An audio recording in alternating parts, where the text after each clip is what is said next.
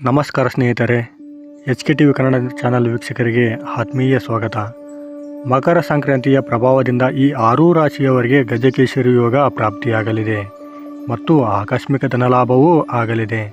ಈ 6 ರಾಶಿಯವರು ತುಂಬ ಅದೃಷ್ಟವನ್ನು ಮಾಡಿದ್ದಾರೆ. ಸ್ವಾಮಿ ಅಯ್ಯಪ್ಪನ ಆಶೀರ್ವಾದವು ಈ 6 ರಾಶಿಯವರ ಮೇಲೆ ಬೀಳಲಿದೆ. ಮಕರ ಸಂಕ್ರಾಂತಿಯು ಈ ರಾಶಿಯವರನ್ನು ಕುಬೇರರನ್ನಾಗಿ ಮಾಡಲಿದೆ. ಹಣದ ಹೊಳೆಯೇ ಹರಿಯುತ್ತದೆ. ಮಕರ ಸಂಕ್ರಾಂತಿ ಜನವರಿ 14, 2025 ಮಂಗಳವಾರ ಇದೆ. ಈ ಮಕರ ಸಂಕ್ರಾಂತಿಯ ಪ್ರಭಾವದಿಂದ ಈ 6 ರಾಶಿಯವರಿಗೆ ಹಣಾಭಿವೃದ್ಧಿಯಾಗುವುದು ಕಟ್ಟಿಟ್ಟ ಬುತ್ತಿ.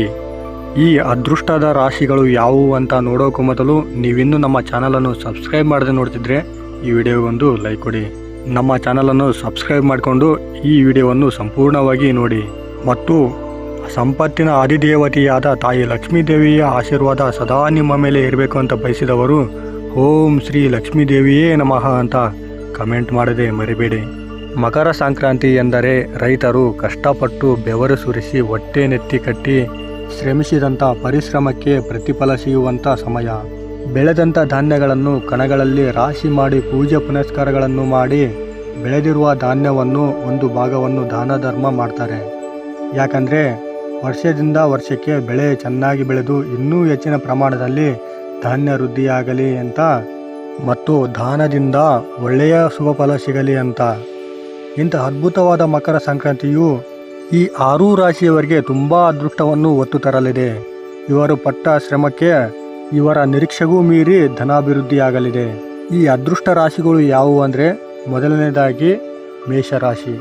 ಈ ರಾಶಿಯವರಿಗೆ ಮಕರ ಸಂಕ್ರಾಂತಿಯ ಪ್ರಭಾವದಿಂದ ಕುಬೇರರಾಗುವರು. ಆರ್ಥಿಕ ಸಮಸ್ಯೆಗಳು ದೂರವಾಗಿ ಹಣಾಭಿವೃದ್ಧಿಯಾಗಲಿದೆ. ಕೆಲಸ ಕಾರ್ಯಗಳಲ್ಲಿ ಯಶಸ್ಸಿನ ಜೊತೆಗೆ ಇನ್ನೂ ಹೆಚ್ಚಿನ ಪ್ರಗತಿಯನ್ನು ಕಾಣುವರು. ಮೇಷರಾಶಿಯ ಜನರ ರಾಶಿಯ ಚಕ್ರದಲ್ಲಿ ಸೂರ್ಯ ಮತ್ತು ಬುಧ ಗ್ರಹ ಸಂಚಾರದಿಂದ ಶುಭಯೋಗದಿಂದ ಒಳ್ಳೆಯ ಬೆಳವಣಿಗೆಗಳು ಆಗುವಂಥ ಅದೃಷ್ಟದ ಯೋಗ ಪ್ರಾಪ್ತಿಯಾಗಲಿದೆ. ನಿರುದ್ಯೋಗಿಗಳಿಗೆ ಮಕರ ಸಂಕ್ರಾಂತಿಯ ಪ್ರಭಾವದಿಂದ ಶುಭ ಫಲಗಳು ಸಿಗಲಿವೆ ಮತ್ತು ಹಣದ ಲಾಭವು ಮೇಷರಾಶಿಗೆ ಒಲಿದು ಬರಲಿದೆ. ಜೀವನದಲ್ಲಿ ಸಂತೋಷದ ಜೊತೆಗೆ ಸಂಭ್ರಮವನ್ನು ಕಾಣಲಿದ್ದಾರೆ. ವ್ಯಾಪಾರ ಮತ್ತು ವ್ಯವಹಾರ ಮಾಡುವವರಿಗೆ ತಾಯಿ ಲಕ್ಷ್ಮಿಯ ಕೃಪೆಯಿಂದ ಹೆಚ್ಚಿನ ಲಾಭವನ್ನು ಪಡೆಯಲಿದ್ದಾರೆ. ಮಕರ ಸಂಕ್ರಾಂತಿಯು ಮೇಷರಾಶಿಯವರಿಗೆ ಶುಭ ಫಲಗಳನ್ನು ತರುವುದು.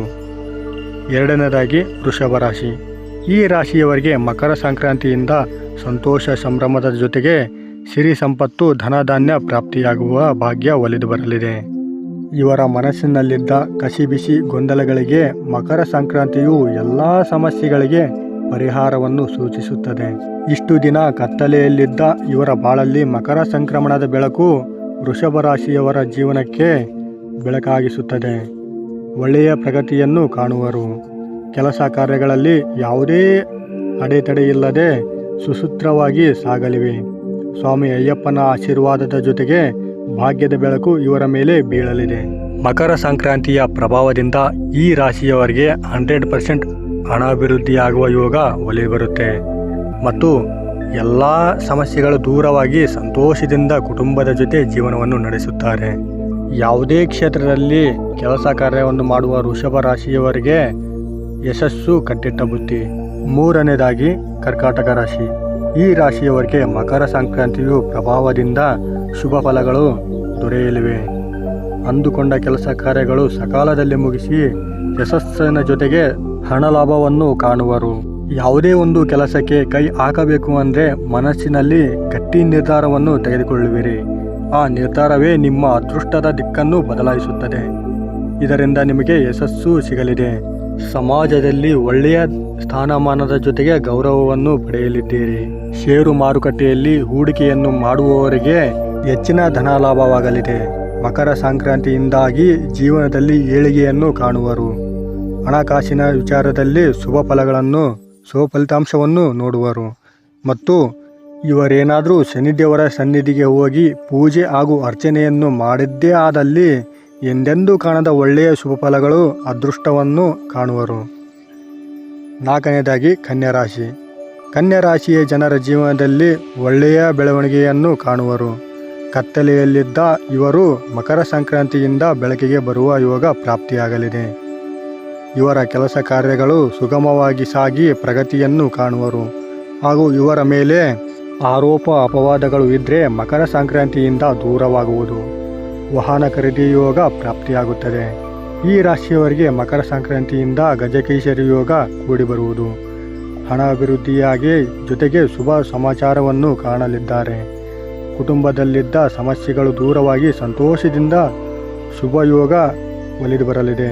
ಆರ್ಥಿಕ ಸಮಸ್ಯೆಯಿಂದ ದೂರವಾಗುವಿರಿ. ಸ್ವಾಮಿ ಅಯ್ಯಪ್ಪನ ಆಶೀರ್ವಾದವೂ ಇವರ ಮೇಲೆ ಇರಲಿದೆ. 5ನೇದಾಗಿ ಧನಸ್ಸು ರಾಶಿ. ಈ ರಾಶಿಯವರಿಗೆ ಮಕರ ಸಂಕ್ರಾಂತಿಯು ಹರ್ಷದಿಂದ ಕೂಡಿರುತ್ತೆ. ಹಣಕಾಸಿನ ವಿಷಯಕ್ಕೆ ಬಂದರೆ ಅತ್ಯಂತ ಹೆಚ್ಚಿನ ರೀತಿಯಲ್ಲಿ ಹಣಾಭಿವೃದ್ಧಿಯಾಗಲಿದೆ. ಹಣದ ಹೊಳೆಯೇ ಹರಿಯಲಿದೆ. ಕುಬೇರ ಯೋಗವು ಧನಸ್ಸು ರಾಶಿಯವರಿಗೆ ಪ್ರಾಪ್ತಿಯಾಗಲಿದೆ. ನಿರೀಕ್ಷೆಗೂ ಮೀರಿ ಧನ ಸಂಪತ್ತು ಅಭಿವೃದ್ಧಿಯಾಗುವುದು. Bank balance ಹೆಚ್ಚಳವಾಗಲಿದೆ. ಈ ರಾಶಿಯವರ ತುಂಬ ಅದೃಷ್ಟವನ್ನು ಮಾಡಿದ್ದಾರೆ. ಯಾಕೆಂದರೆ ವಿವಿಧ ಮೂಲಗಳಿಂದ ಮಕರ ಸಂಕ್ರಾಂತಿಯ ಪ್ರಭಾವದಿಂದ ಹಣ ಇವರನ್ನು ಹುಡುಕಿಕೊಂಡು ಬರಲಿದೆ. ಲಕ್ ಅಂದರೆ ಇದು ವ್ಯಾಪಾರ ವ್ಯವಹಾರಗಳಲ್ಲಿ ಅಭಿವೃದ್ಧಿಯಾಗಿ ಹೆಚ್ಚಿನ ಪ್ರಮಾಣದಲ್ಲಿ ಧನ ಲಾಭವಾಗಲಿದೆ. ಎಲ್ಲ ಕೆಲಸ ಕಾರ್ಯಗಳಲ್ಲಿ ಯಶಸ್ಸನ್ನು ಕಾಣುವರು. ಗಜಕೇಸರಿ ಯೋಗದಿಂದ ಉತ್ತಮ ಮತ್ತು ಹೈಫೈ ಜೀವನ ಪ್ರಾಪ್ತಿಯಾಗಲಿದೆ. ಸಮಾಜದಲ್ಲಿ ಗೌರವದ ಜೊತೆಗೆ ಪ್ರತಿಷ್ಠೆಗಳು ಹೆಚ್ಚಾಗಲಿವೆ. ಮಕರ ಸಂಕ್ರಾಂತಿಯಿಂದಾಗಿ ಇವರು ತುಂಬ ಅದೃಷ್ಟವನ್ನು ಪಡೆಯಲಿದ್ದಾರೆ. ಹಾಗೂ 6ನೇದಾಗಿ ಮೀನರಾಶಿ. ಈ ರಾಶಿಯವರಿಗೆ ಮಕರ ಸಂಕ್ರಾಂತಿಯು ಉತ್ತಮವಾದ ಅದೃಷ್ಟದ ಸಂಕ್ರಾಂತಿ ಎಂದರೆ ತಪ್ಪಾಗುವುದಿಲ್ಲ. ಯಾಕಂದರೆ ಈ ರಾಶಿಯವರ ಜೀವನದಲ್ಲಿ ಹಣಾಭಿವೃದ್ಧಿಯಾಗಿ ಭಾಗ್ಯದ ಬಾಗಿಲು ತೆರೆಯಲಿದೆ. ಇನ್ನು ಮುಂದೆ ಇವರು ಅಂದುಕೊಂಡ ಹಾಗೆ ಜೀವನ ನಡೆಸುವರು ಮತ್ತು ಒಂದು ಅತಿದೊಡ್ಡ ಉಡುಗೊರೆಯಂತಹ ಜಾಕ್ಪಾಟ್ ಒಡೆಯಲಿದೆ. ಮೀನರಾಶಿಯ ಜನರ ಜೀವನವು ತುಂಬ ಎತ್ತರಕ್ಕೆ ಏರುತ್ತದೆ. ಒಳ್ಳೆಯ ಪ್ರಗತಿಯನ್ನು ಕಾಣುವರು. ಆರ್ಥಿಕ ಅಭಿವೃದ್ಧಿಯಾಗಿ ಸಂತೋಷ ಸಡಗರದಿಂದ ಜೀವನವನ್ನು ಅನುಭವಿಸುತ್ತಾರೆ. ಇವರ ನಿರೀಕ್ಷೆಗೂ ಮೀರಿ ಹಣ ಇವರ ಪಾಲಾಗಲಿದೆ. ತಾಯಿ ಲಕ್ಷ್ಮೀದೇವಿಯು ಇವರ ಮನೆಯಲ್ಲಿ ನೆಲೆಸಲಿದ್ದಾಳೆ. ಸಂಕ್ರಾಂತಿಯಿಂದ ರೈತರ ಬೆಳೆದ ಬೆಳೆಯ ಧಾನ್ಯದ ರಾಶಿಯ ಹಾಗೆ ಇವರ ಮನೆಯಲ್ಲಿ ಹಣದ ರಾಶಿಯೇ ಹರಿಯಲಿದೆ. ಇವರ ಜೀವನದಲ್ಲಿ ಸಾಕಷ್ಟು ಏಳಿಗೆಯನ್ನು ಕಾಣುವರು. ಇನ್ನು ಮುಂದೆ ಎಲ್ಲ ಕಷ್ಟಗಳು ದೂರವಾಗಿ ಸಂತೋಷದಿಂದ ಜೀವನ ನಡೆಸುವರು. ಮಕರ ಸಂಕ್ರಾಂತಿಯು ಶುಭ ಭಾಗ್ಯದ ಸಮಯವನ್ನು ತರಲಿದೆ. ವ್ಯಾಪಾರ ವ್ಯವಹಾರಗಳಲ್ಲಿ ಮತ್ತು ಉದ್ಯೋಗಗಳಲ್ಲಿ, ಕೆಲಸ ಕಾರ್ಯಗಳಲ್ಲಿ ಯಾವುದೇ ಆಗಲಿ ಪ್ರತಿಯೊಂದು ಕ್ಷೇತ್ರದಲ್ಲಿ ಯಶಸ್ಸನ್ನು ಕಾಣುವಿರಿ ಮತ್ತು ಉತ್ತಮವಾದ ಧನ ಸಂಪತ್ತು ಪ್ರಾಪ್ತಿಯಾಗಲಿದೆ. ಈ ಮಕರ ಸಂಕ್ರಾಂತಿಯು ನಿಮ್ಮ ಜೀವನದಲ್ಲಿ ಬಹುಮುಖ್ಯ ಘಟ್ಟವಾಗಿದೆ. ನೋಡಿದ್ರಲ್ಲ ಸ್ನೇಹಿತರೆ, ಈ ಮಾಹಿತಿ ನಿಮಗೆ ಇಷ್ಟ ಆಗಿದೆ ಅಂತ ಅಂದ್ಕೊಂಡಿದ್ದೀವಿ. ಇಷ್ಟ ಆಗಿದ್ರೆ ದಯವಿಟ್ಟು ಈ ವಿಡಿಯೋಗೆ ಒಂದು ಲೈಕ್ ಕೊಡಿ. ಇನ್ನೂ ಹೆಚ್ಚಿನ ಮಾಹಿತಿಗಾಗಿ ನಮ್ಮ HKTV ಕನ್ನಡ ಚಾನಲನ್ನು ಸಬ್ಸ್ಕ್ರೈಬ್ ಮಾಡದೆ ಮರಿಬೇಡಿ. ಸಾಧ್ಯವಾದರೆ ಈ ವಿಡಿಯೋವನ್ನು ನಿಮ್ಮ ಫ್ರೆಂಡ್ಸ್ ಮತ್ತು ಫ್ಯಾಮಿಲಿಗೆ ಶೇರ್ ಮಾಡಿ. ವಿಡಿಯೋ ನೋಡಿದ್ದಕ್ಕೆ ಧನ್ಯವಾದ.